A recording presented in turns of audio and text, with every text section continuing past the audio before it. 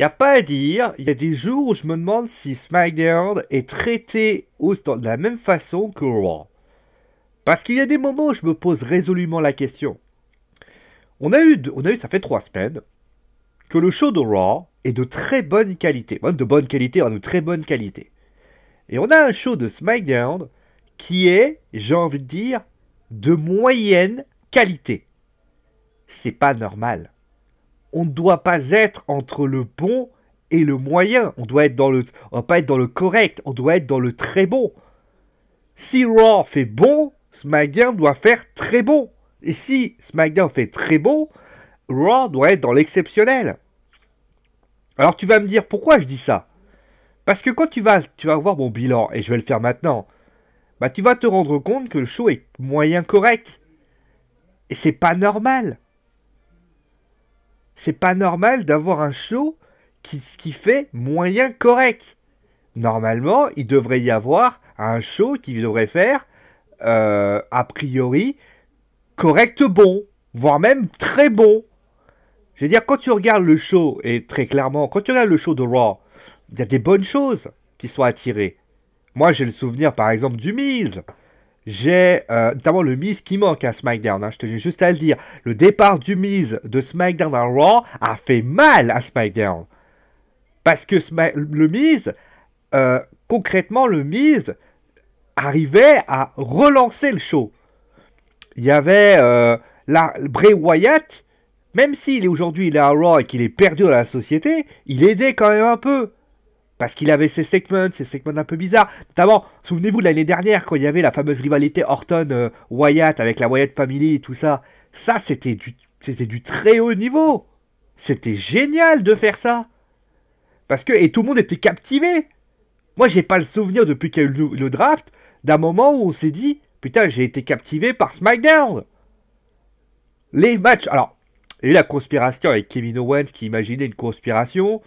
Et pourtant, moi j'avais des espoirs sur SmackDown. Je me suis dit, putain, ils ont ramené Charlotte, ils ont ramené Kevin Owens, ils ont ramené Sami Zayn. Ils ont pris des partis pris, Sami Zayn qui fait un heel turn. Mais finalement, on se rend compte que les partis pris, bah, ça marche pas. On est en 2018 et Raw écrase SmackDown. Et c'est pas normal. C'est pas normal. Je veux dire, à part la victoire de Nakamura qui était vue à 300 mètres, et AJ Styles qui fait des bons matchs, là, très clairement, on a eu 2 bons moments. À Raw, je peux t'en citer 5. Je peux te citer Roman Reigns qui a fait un bon speech. Je peux te citer Ronda... Alors, bien sûr, il y a Ronda Rousey, mais Ronda Rousey. Je peux te citer... Alexa Bliss, le tag loupé de Bayley. Je peux te citer le Miz. Je peux te citer... Même le Raw Tag Team Championship restait intéressant, même si ça reste encore limité. Voilà, je l'ai critiqué. Il y a plein de choses comme ça. Mais quand vous regardez le show de SmackDown, il y a 2 choses qui ont été relevées. 2 choses. 2 choses. Vous vous rendez compte? Alors tu vas me dire, oui, mais d'un côté il y a 2h10, d'un côté il y a 1h30. Et moi, c'est pas une excuse. Hein. Un film d'action qui fait 1h30, un film d'action qui fait 2h10. J'attends pas à ce que j'attends le début de show et le fin de show. Alors il y a le segment de John Cena, mais on en parlera après parce que celui-là aussi il m'énerve. Ce moment, moi il me déplaît.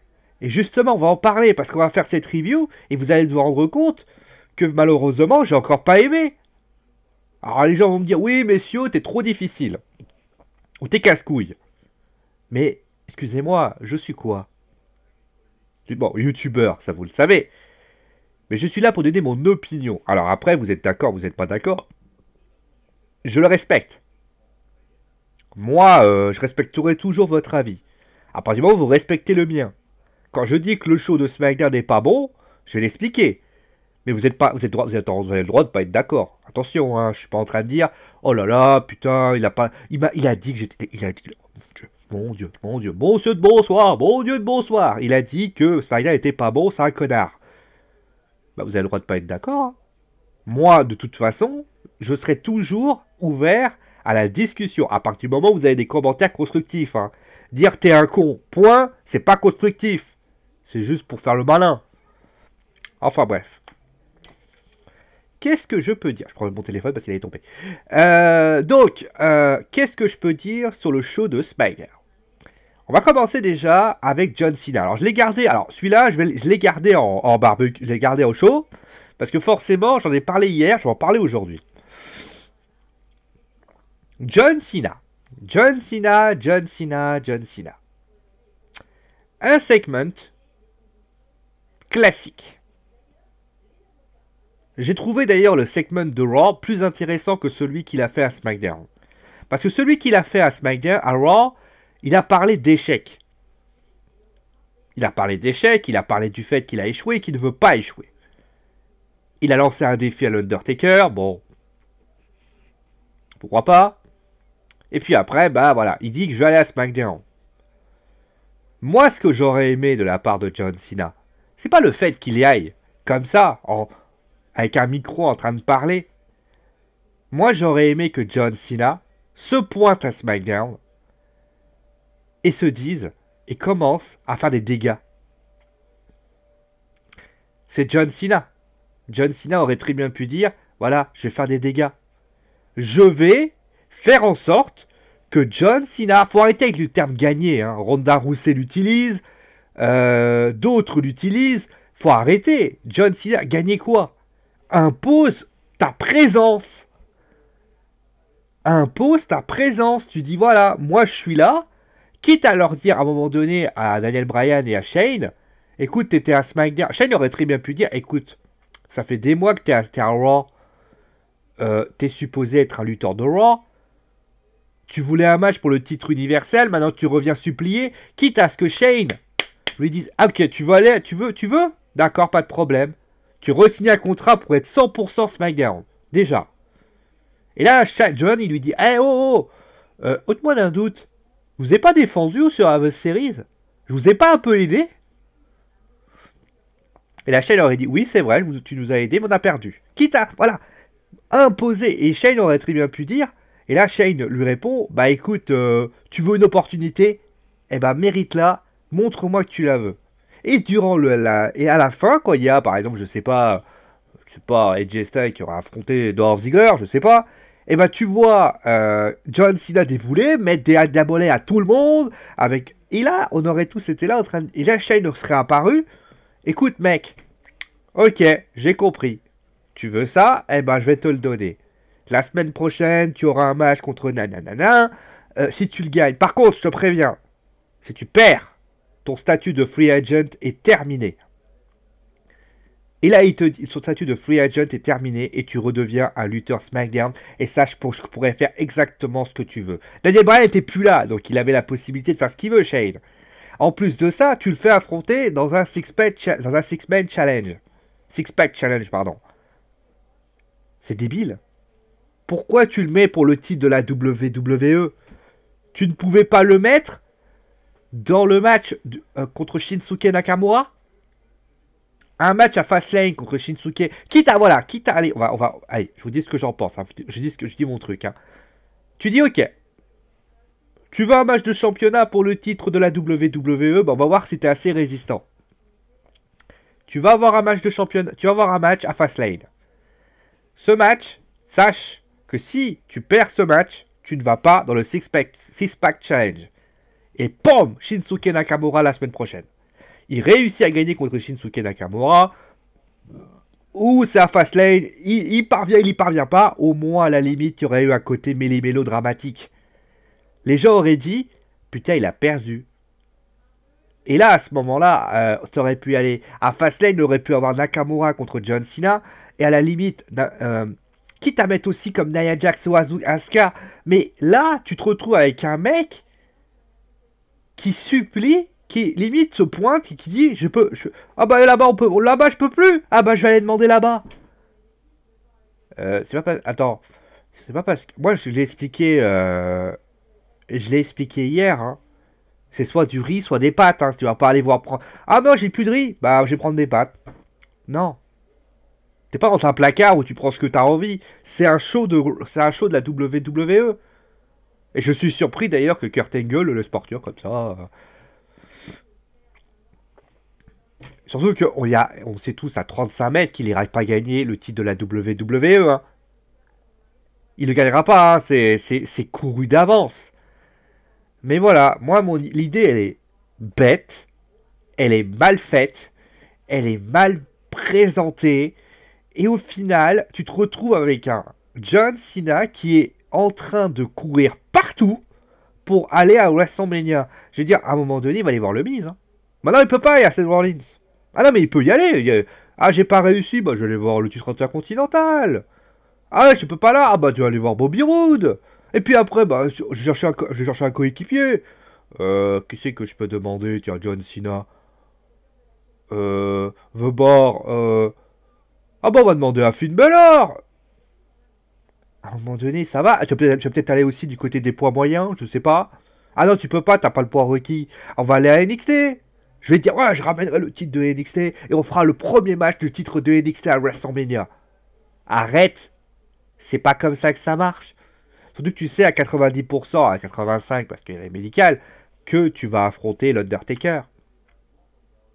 Moi, j'aurais aimé qu'il dise, voilà, encore une fois, je répète ce que j'ai dit hier, il aurait dû dire, voilà, moi j'ai un défi, et ce défi, c'est d'affronter l'Undertaker. Je veux que l'Undertaker, il se pointe son cul et qu'il me dise s'il est d'accord. Alors après, la semaine prochaine, il serait resté à Raw, l'Undertaker serait venu, il aurait dit oui ou non, mais si après, il aurait dit oui ou non, et après, s'il n'avait pas accepté, bon, après, on aurait pu dire, voilà, bah, c'est comme ça, on ramène nos carrières en jeu. Ça aurait pu être sympa. Alors, j'imagine que ça sera peut-être ça la prochaine. Mais le fait de... Alors, après, je suis d'accord, il y a 48 jours à meubler. Mais c'est pas en meublant du n'importe nawak que tu vas faire... C'est pas en meublant John Cena que tu vas réussir. John Cena, il faut être logique. Et là, par contre, ça me gêne. Vous voyez, je mets bien l'accent sur le fait qu'aujourd'hui, ça tourne en rond et c'est problématique. Je le dis et je le pense. Voilà. Après, on va quand même parler. Bon, après, la décision, bon, j'ai déjà en parlé. Hein, moi, j'estime que le Six-Pack Challenge, c'est une merde. Pourquoi ne pas le mettre contre Nakamura? Ça aurait été largement suffisant. Là, c'est le mettre pour le mettre dans un coin. C'est protégé. J'ai même l'impression qu'ils veulent protéger Nakamura. Mais ils protègent de qui? De quoi? Vous croyez que Nakamura, s'il perd ce match, vous croyez que Nakamura va se sentir lésé? Il va avoir le titre de la WWE. Soit il affrontera AJ Styles pour le titre de la WWE ou autre personne. Il faut être logique. Voilà. En plus, le petit regard qu'ils feront après, j'ai même pas compris. Je me suis dit, ouais, en fait... Ouais, je les ai vus, j'ai fait, putain, pourquoi on l'a pas mis les deux? J'étais comme ça. Hein. Parce que l'écran, il est là. Donc, après qu'on ait dit ça. Donc, on a eu le match entre Sami Zayn et Kevin Owens. Qui est le match pour moi le plus what the fuck au monde. Je m'explique. Durant le match, on a eu 2 événements, enfin 3. Les petites discussions de Shane et Daniel Bryan, qui sont sympas, parce que ça donne une sorte de... Ah, t'as vu le mec, tu le laisses là-bas, toi. Ouais, mais c'est plutôt un bon gars, et puis il ne te vendra pas, il parle bien en commentaire. C'est une bonne idée. Mais ils reviennent 2 fois. Une fois, ça suffisait. Hein. Une fois, ça suffisait. Pas la peine de mettre 10 fois. En plus de ça, parce que ça, en plus, il y a ça. Il y a la pub. La pub. La pub qui dure 5 minutes. J'ai compté. Hein, j'étais là avec ma petite montre, là. Ma montre que ma copine m'a offert.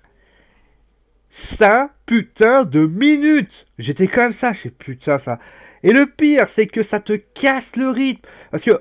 Déjà que Shane et Daniel Bryan parlent ensemble, bon, pourquoi pas? Mais déjà, t'es obnubilé par ce qu'ils disent, tu t'en bats les couilles de ce que fait Baron Corbin et Sami Zayn. Alors tu te dis, ouais, bon, c'est par rapport au fait, est-ce qu'il va intervenir ou non? Mais alors t'as la pub qui arrive. Alors la pub, c'est... En plus, je t'ai déjà expliqué, cette histoire de faire de la pub de cette façon, ça a un effet néfaste. Tu perds le fil du match.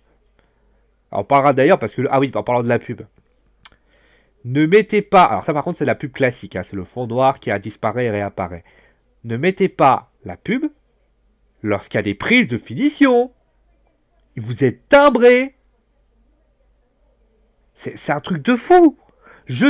On m'apprend par les ralentis qu'il y a eu un style clash et un double A. Non mais oh, C'est les moments les plus importants. C'est les moments où tu te dis, ah par exemple, je répète une nouvelle fois, la prise de finition, c'est une prise de finition. Alors, là, c'était particulier, c'est pour ça que je le critique pas trop, parce que c'était vraiment un match particulier. Mais je suis désolé, je le répète une nouvelle fois, c'est du what the fuck. Tu mets la pub à un moment donné.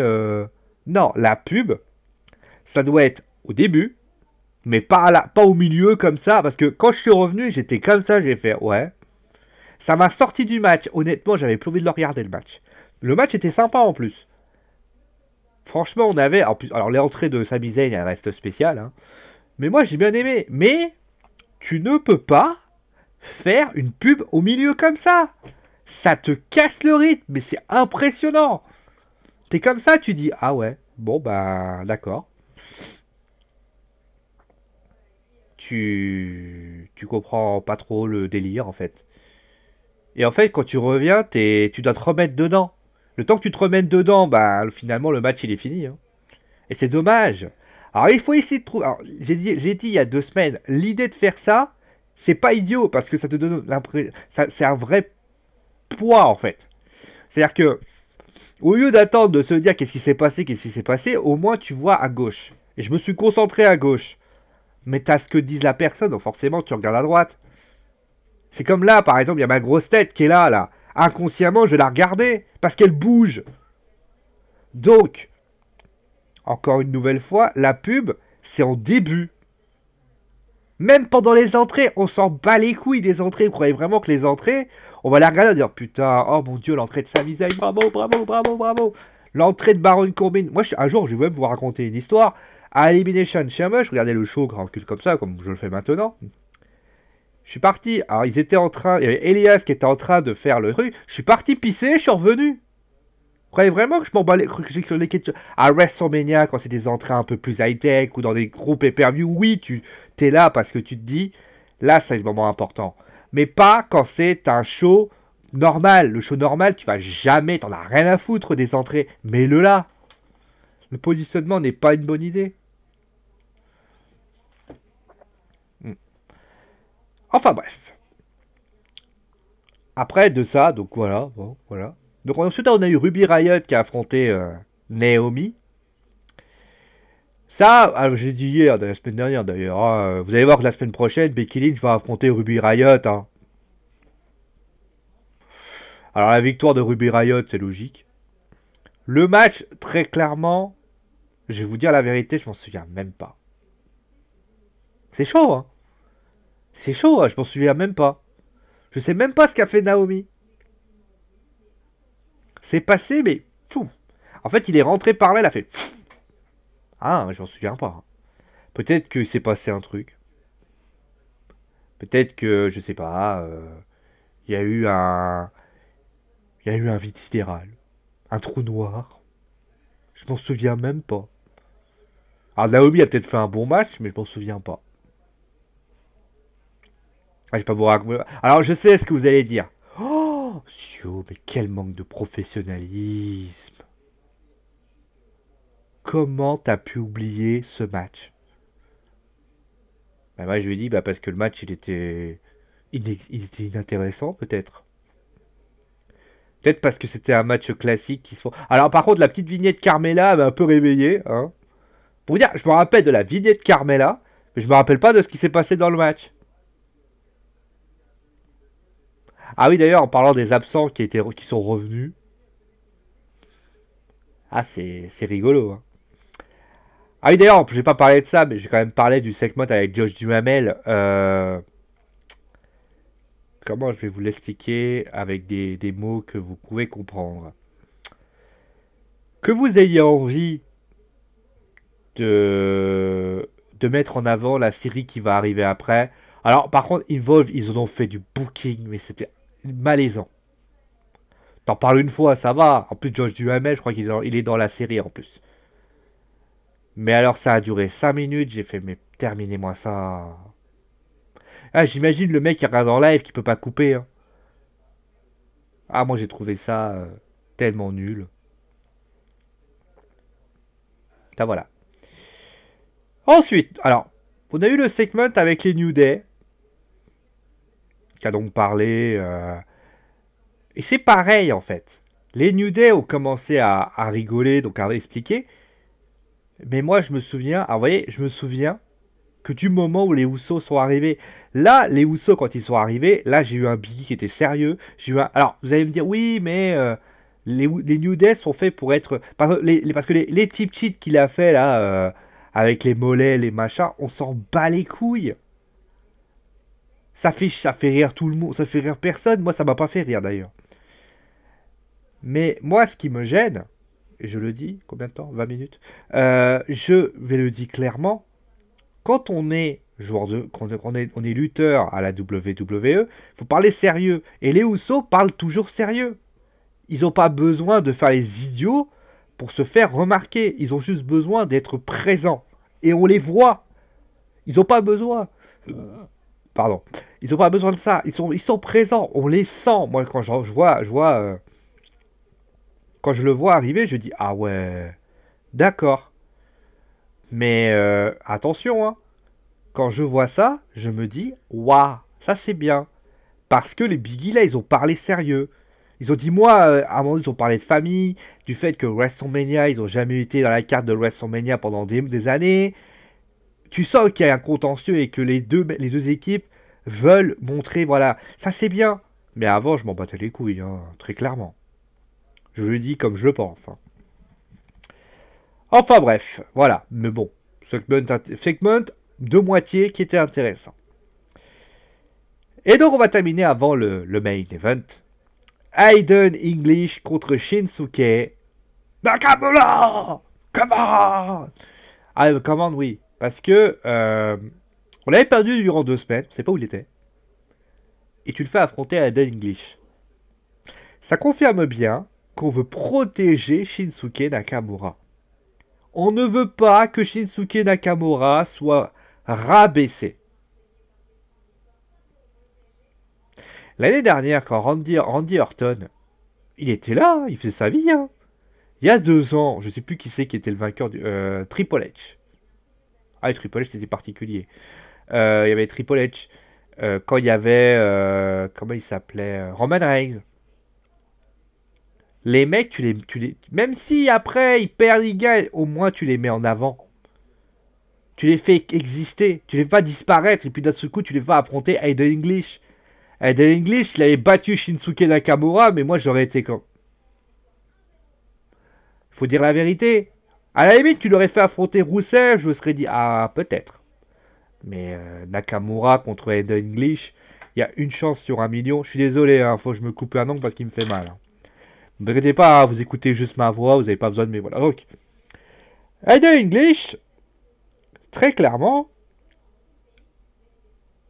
c'est quand même... Voilà, en plus, le match est correct, en moyen correct. Fallait pas s'y attendre trop pour... de la part de notre cher Aiden, qui est plus un bon chanteur. Hein. Après, ça reste un bon truc. Mais il va falloir quand même qu'on réfléchisse un petit peu. Voilà. Après, j'ai du mal à comprendre. Voilà. J'ai du mal à comprendre comment vous pouvez pas... Il ne surfe pas sur le Rusev Day. Il y a un vrai hype du côté du Rusev Day. On voit vraiment que le Rusev Day, c'est... attendez, je vais le décaler un peu. Comme ça, voilà. On va pas le poster. J'ai bien le poster. Le Rusev Day, c'est vraiment un concept qui plaît énormément aux fans. Fais faire un face turn à Rusev. Si à un moment il faut que tu le surfe-le maintenant. Et au lieu de ça, bah, il le laisse heal. Ça, j'ai pas compris non plus. En parlant des heals d'ailleurs, je comprends plus rien. Baron Corbin, est-ce qu'il est heal, est-ce qu'il est face? Dolph Ziggler, bah, est-ce qu'il est heal, est-ce qu'il est face? Bon, Kevin Owens, Sami on sait. Mais par contre, alors, est-ce qu'ils ont envie de faire 2 face, 2 twinners et 2 heal? Ça peut être un bon concept. Mais encore une fois, c'est quand même du Wax the First style, hein, faut quand même le dire. Enfin bref. Donc voilà. Encore une fois, d'ailleurs, magnifique la pub hein, qui me fait sauter du match. Hein. Enfin bref. On va terminer avec le main event. C'était un bon match. C'était un super match d'ailleurs. honnêtement, John Cena contre AJ, ça peut être qu'un bon match. Mais moi, j'aurais voulu voir la défaite de John Cena. J'aurais aimé que John Cena se retrouve à pleurer. Alors, je sais pas pourquoi ils veulent le mettre en pay-per-view. Est-ce que c'est parce que il est en train de... Il a une date de contrat et qu'il faut qu'il fasse un nombre de dates respectives. Mais j'ai envie de dire... je suis mais assez dubitatif par rapport à ça. Parce que moi, j'aurais aimé qu'ils perdent. Qu'ils se sentent mais malheureux. Alors après, bon, il n'y aurait pas eu l'attaque de Baron Corbin, Kevin Owens... nanana. Mais qu'on soit clair là-dessus, moi, j'ai aimé ce match. Honnêtement, le match est bon. Mais moi, j'aurais voulu qu'on fasse... Bah non. Quitte à ce que John Cena se retrouve tellement dans la merde qu'il finisse par dire, écoute, moi, j'ai pas abandonné. J'ai dit que je voulais l'Undertaker. Je vais aller voir l'Undertaker. Je vais faire en sorte que l'Undertaker se pointe à WrestleMania. Ça aurait été sympa. Honnêtement, bah, voilà l'idée, quoi. Donc finalement, bah, vous l'avez peut-être compris, hein, un show relativement correct. Non, correct, non, c'est trop gentil. Moyen. C'est dommage. C'est dommage, j'ai envie de dire. T'es à 2 semaines de Fastlane, mets le feu. Pourquoi Raw, ils y arrivent? Regardez Raw, regardez SmackDown. Il y a vraiment un monde entre ce qui est proposé. À SmackDown, c'est mou. À Raw, d'ailleurs, arrêtez avec ces pubs qui...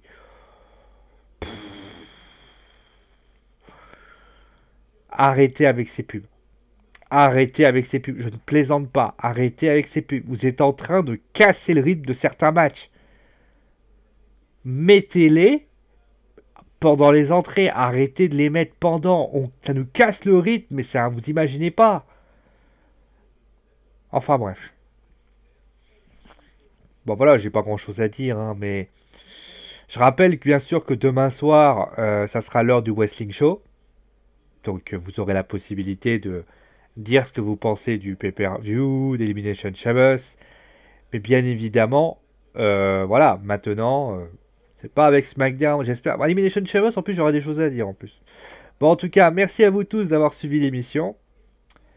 Comme toujours, hein, dites-nous ce que vous avez, dites-moi dans les commentaires ce que vous avez pensé du show, si vous êtes d'accord, pas d'accord, avec respect, comme à chaque fois.